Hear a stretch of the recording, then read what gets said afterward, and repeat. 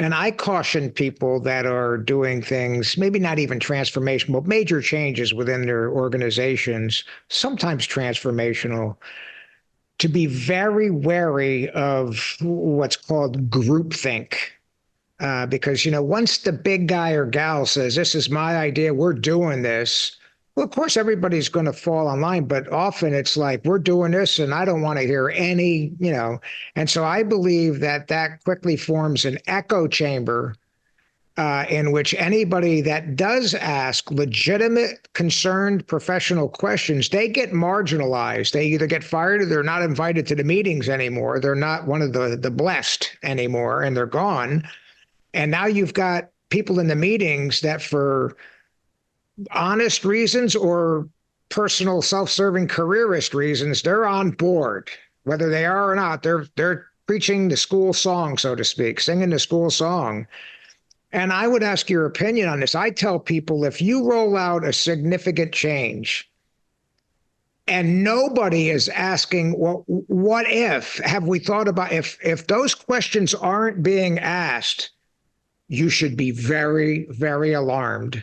And you should set the tone immediately where you demand that everybody come to the next meeting with 3 questions about why this might not be a good idea, things we haven't thought of, and all of that.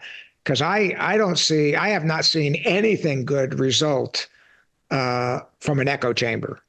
Yeah, I mean, when things fail and go wrong, it's always something that somebody wanted to ask or should have asked or would have asked early on, except he was shunned.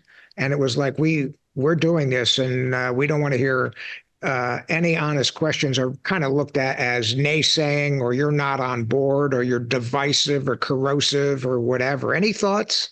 Well, yeah, I mean, that's really the point that I was making that came up over and over again in the book. So we're very much on the same page, including the fact that, there's all kinds of stories of people who knew something was wrong, or that there were issues and obstacles that weren't quite yet being overcome, but didn't feel comfortable raising those things for fear of being a naysayer or being viewed as resistant.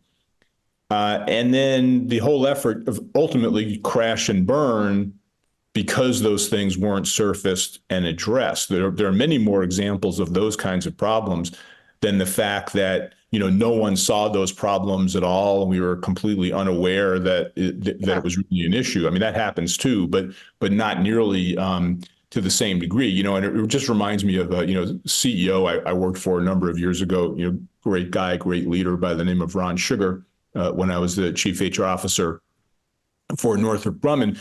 He had this philosophy, which I really resonated with, which was, we want good news to travel fast and bad news to travel even faster. And if you can create a culture and an environment in the organization where nobody loves bad news, but where they feel more comfortable that if it's there, and it's almost always there, that they can surface it and it's going to be dealt with in a constructive way, and they're not going to be viewed as a naysayer or a resistor. And in fact, they're going to be acknowledged in a positive way for having the courage to raise the problem. Then you have at least a 50% chance of addressing the issues successfully. If you don't know it exists and nobody's willing to talk about it, you basically have a 0% chance of addressing the problem, but the problem's not going to go away. So, for your listeners, I don't care what their job is or what level of the organization they happen to be in, if they can create an environment